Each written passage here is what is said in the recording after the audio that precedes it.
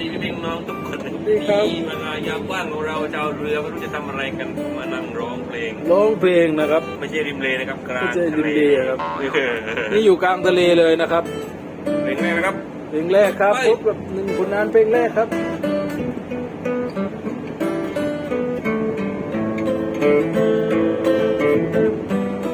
บรรยายจดหมายถึงพ่อหนูยังรอวันพ่อกลับบ้านมาละกอที่พ่อนั้นนานไม่นานลูกโตหน้าดู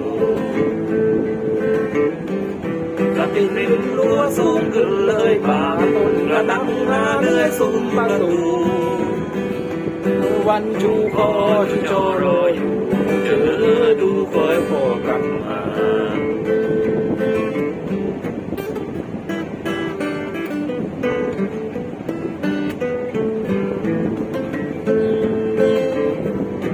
ส่วนเรายิงยายืนยันหม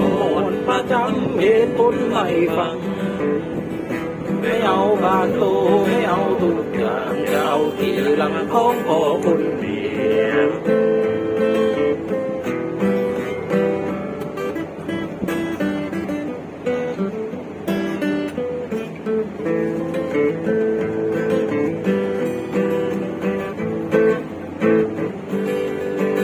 พี่น้องต้องลงกันเนี่ย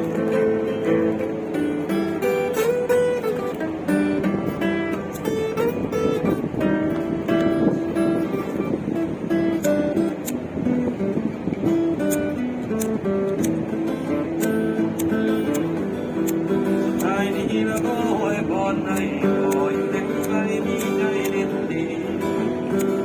จะรักรองยามใจอ่อนเหี่ยวต้องเดียวร่ำรวยกลับมาดิน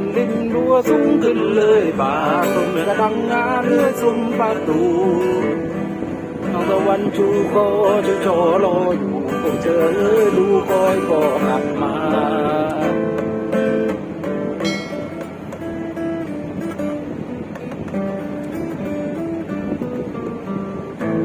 เอาครับผ่านไปหนึ่งผลงานเพลงนะครับ